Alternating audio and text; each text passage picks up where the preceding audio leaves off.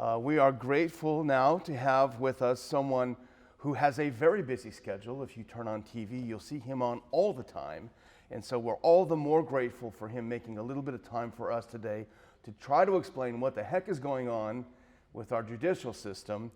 Please welcome Professor Jonathan Turley. Thank you very much. Thank you so much. Thank you all very much for having me.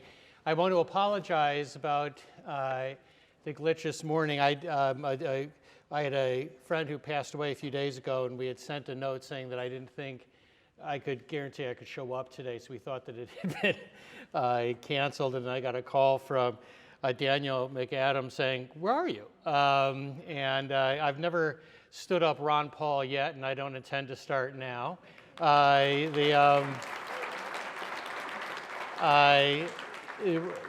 My relationship with Ron Paul goes back to when he was a member of Congress and would hold luncheons to bring together members to get them to think about ideas and perspectives that were outside of their bandwidth.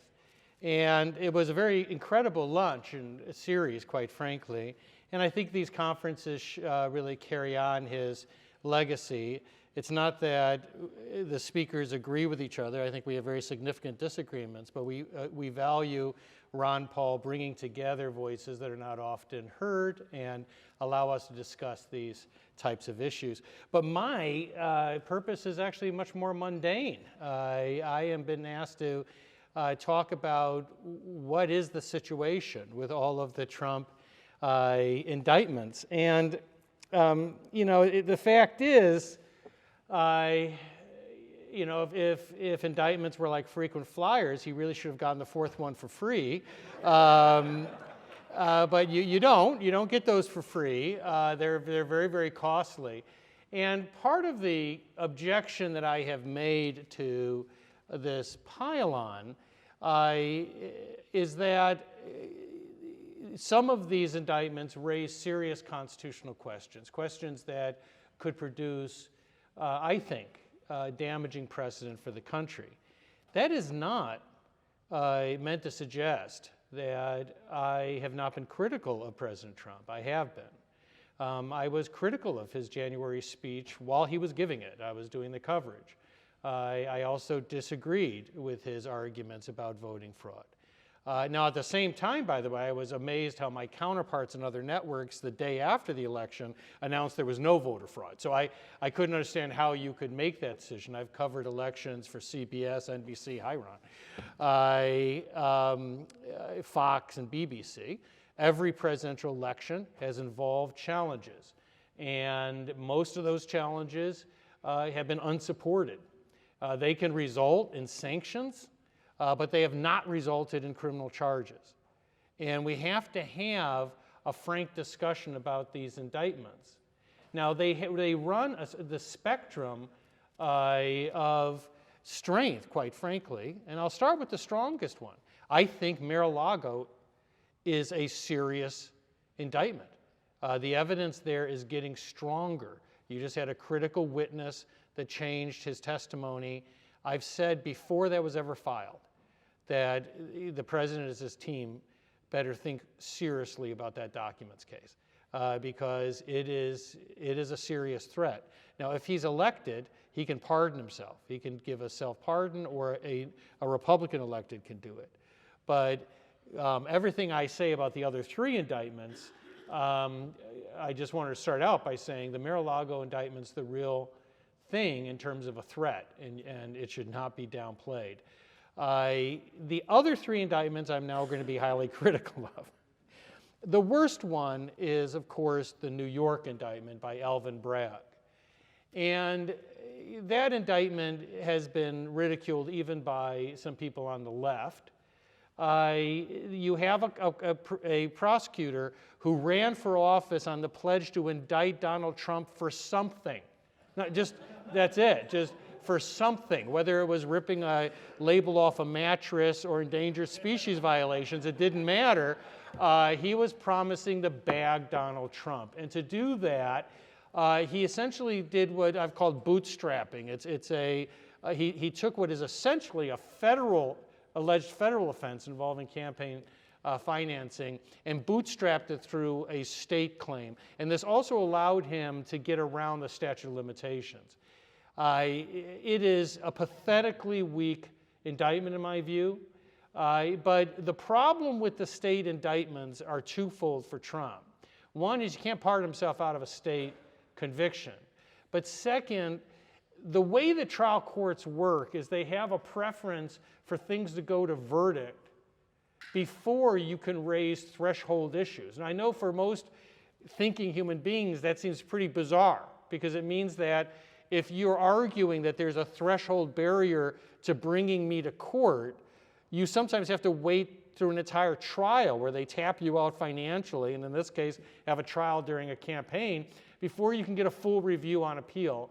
We don't know if the Court of Appeals and the Supreme Court is going to follow that common trajectory, because this is anything but the normal case. But for the Bragg case, I think that it's an anemic case, and I'd be surprised if it withstood review. That brings us to the other state case. Well, first of all, if we go in order, you have the first Fed indictment, which is in D.C. And obviously, Smith wanted to be in D.C. The chances of finding a Trump voter in a D.C. jury pool is about the same as finding a snow leopard. And so it's obviously a great jury pool for Smith, but it's like complaining about that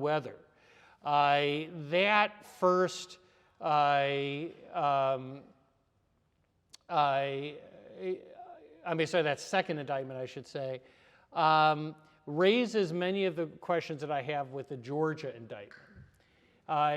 And both of them concern January 6th. And once again, as someone who was a critic of Trump's speech and disagreed with him on this whole certification theory from the beginning,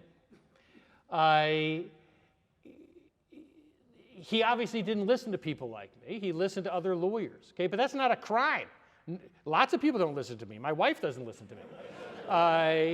But there's a lot of, he listened to a group of attorneys that had, in my view, flawed theories as to the federal law and Vice President Pence's authority, and also about some of what was going on in the Georgia attempted recount.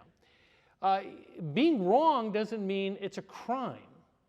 And so when I've raised these free speech issues, I've been really pummeled by other academics saying, my God, there's no free speech implications in any of this. Well, obviously there is. The question in constitutional law is not often what you do as much as how you do it. There has to be some price that's too great to bagging Donald Trump. I mean, at some point we have to reach that point. It's like the Far Side cartoon where they showed this nuclear wasteland that was still smoking, and there's one guy that remained, and he was jumping up and down saying, "We won, we won." At some point, the cost is too great. And one of the things that you look at from a constitutional perspective, and was certainly what I look at in these indictments, is what's the limiting principle? How do we distinguish between something that is a baseless or unsupported challenge to an election and something that's a crime? Representative Raskin in 2016 and his colleagues tried to stop the certification of Donald Trump on no evidence at all. They did that when there were violent riots happening in Washington, D.C. Does that mean that they were seditionists or that they committed these same crimes? Hillary Clinton said that the election was stolen from her and continued to call Donald Trump illegitimate. Before 2016, Democrats used this very same law to try to block certification. Which of those are crimes, and how do you distinguish them? Those are questions that apparently you're not allowed to ask if the name Trump appears anywhere in that analysis. Well, hopefully judges will ask that question, Because I don't know what the answer is. And I'm talking as someone who was critical of Donald Trump. So when you have the Georgia and the second federal indictment, I think there are substantial threshold questions. I do not think that Judge Shutkin is going to wait for an appeal. I think that she intends to take that thing to trial. And she is putting it right before Super Tuesday. And once again, I don't get it. I mean, I agree with her, and I agree with her that the two dates put forward by Smith and by the Trump campaign were ridiculous. I mean, Smith, there's like 12 million documents. And he wanted to have this like yesterday. And then Trump was saying 2026. I was like, really? Why not 2033 or 44? I mean, where the hell did you get that number? But she was correct. She said, neither of these dates make any sense. And I thought, okay, that's really good. But then she shoehorned this thing before Super Tuesday and right before the New York trial. Why? Why would you need to do that? And by the way, some of these cases like Georgia, she could have brought this case 2 years ago. She clearly waited to drop this thing right before the election. It was manipulating the schedule.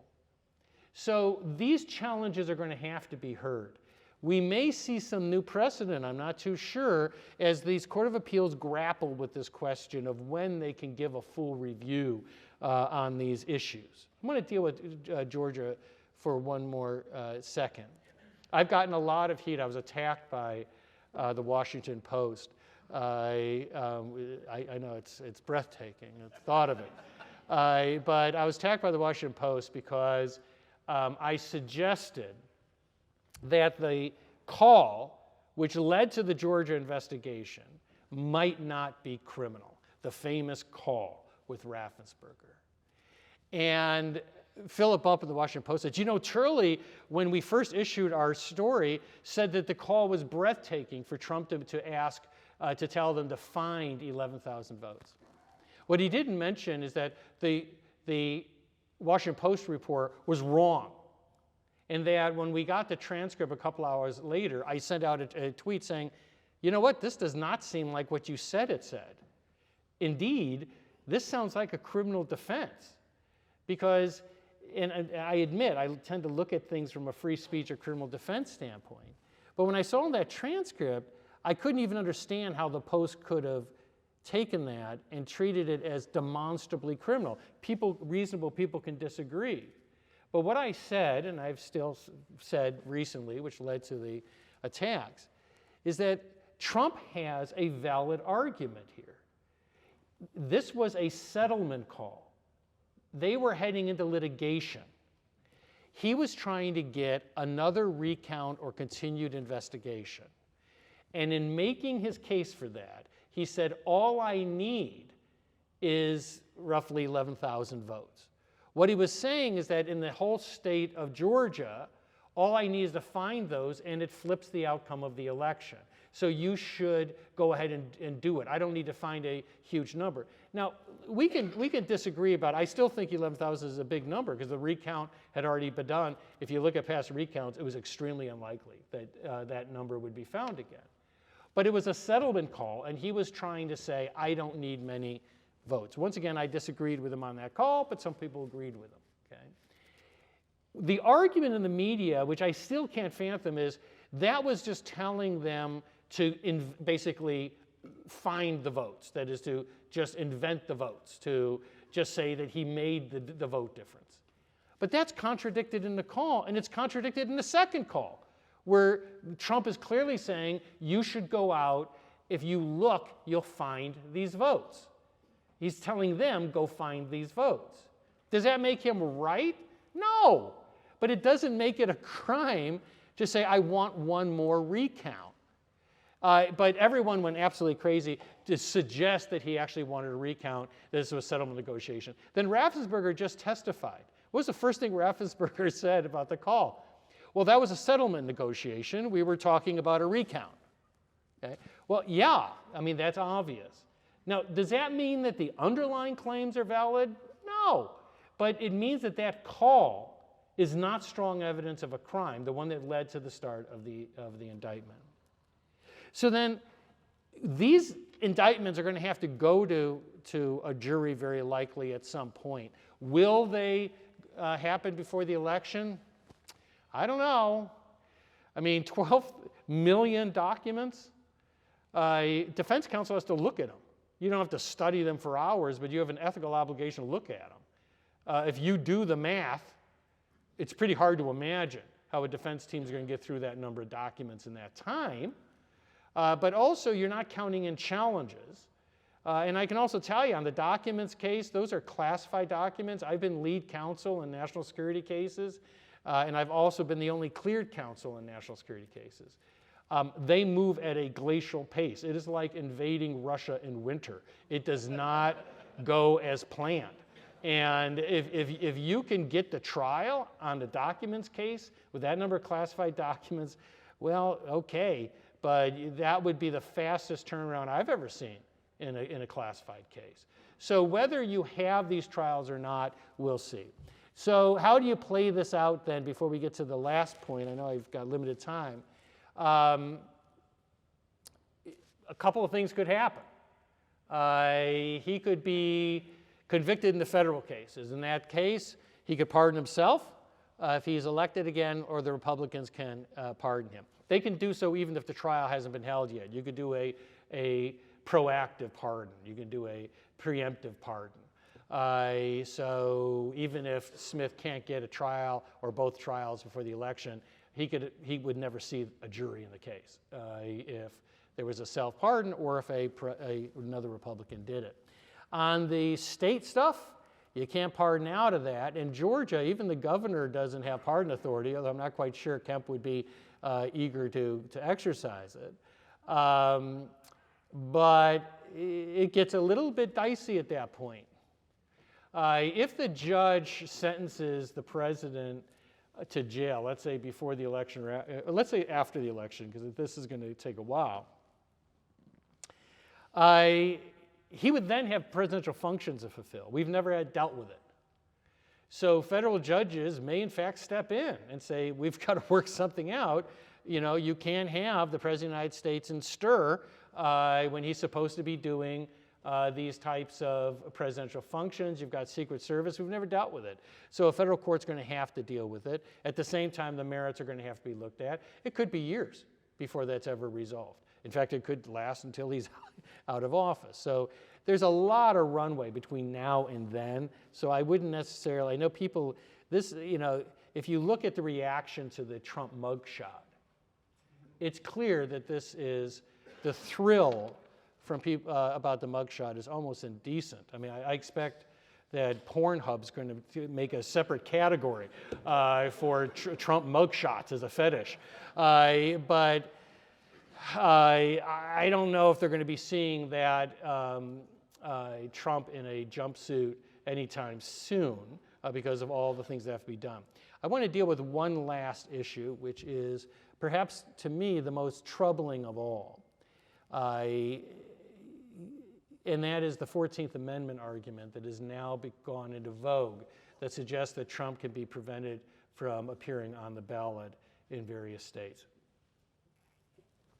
I've rejected that theory for years, before Trump was ever accused or even on the radar. It was sort of a parlor game that law professors would sometimes engage in. You know, how far does the 14th Amendment go? The argument by a number of academics, including some very serious minds and people I respect, so there's good faith arguments on both sides. I haven't tried to hide my view. I personally don't think it's a close question. I think it is crazy. But it gives me pause to see these serious academics that have put forward, two of them put forward a very long University of Pennsylvania law review. I read it and was even more convinced they were wrong. But it is an issue that will have to go to the Supreme Court. It's based on this idea of the 14th Amendment has this clause that says that you can be barred from office if you engage in insurrection or rebellion or give aid and comfort to those that do. And the argument is that Trump doesn't even have to be convicted, and Congress doesn't even have to take any steps for him to be immediately barred from all ballots. Now, I've written about this a lot, and all I can do is give you a few of the reasons why I think that this is truly loony. And one is, the 14th Amendment's provision was written after an actual rebellion. It was written after the Civil War. Hundreds of thousands of people were killed. A separate nation was created with its own army and foreign policy. It was a rebellion, okay? And the Congress was not happy when Stevens, the vice president of the Confederacy, showed up right after the Civil War to retake his oath of Congress to resume as a member of Congress. And they were understandably a little bit upset because they're like, wow, you're about to take the same oath you just violated. Hundreds of thousands of people are dead. Why should we trust you now? Okay? So they wrote this provision. That was the context. But the language involves rebellion and insurrection. Now, this is where I've also gotten some heat. And someone should tell me if I'm going over because I don't want to I've already disrupted you enough. As Henry VIII said to Anne Boleyn, fear not, I will not keep you long.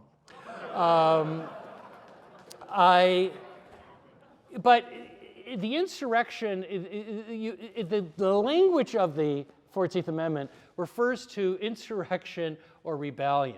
Okay? Now, this is where people get very upset. And I'm just going to say it. January 6th was not an insurrection. Okay? It was many things. Okay? And that is as someone who condemned January 6th. January 6th was a desecration of our constitutional system. It was outrageous. It made me sick to watch that happen because I love that building and I love our Constitution, and that was wrong. And Trump should have spoken earlier. That was wrong too. He should have spoken earlier. But what it was is what most polls are showing. Most Americans, when polled, said it was a riot, it was a protest that became a riot. And I was doing the coverage. We were watching it in real time. One of the things I said in coverage is I've never seen the Congress so thinly defended in such a large protest. I said that on the air. I still don't understand. I mean, we were shooting it, and there were like bike racks with a couple of, some of the pointed bike racks with a couple of Capitol Police officers there. And they were overwhelmed. And there were people that went there with violence on their mind. There's no question about that. There were some very radical people in there, but most weren't. Hundreds of people have been charged. Only a relative handful, maybe a dozen or so, have been charged with seditious conspiracy. And by the way, seditious conspiracy is a crime that includes intentionally disrupting an official proceeding. It is not what people think it is, right? It's an extremely broad crime. And I have a book coming out next year on free speech. And one of the things I argue is that we need to eliminate the crime of sedition. And it's been, sedition has a horrible record.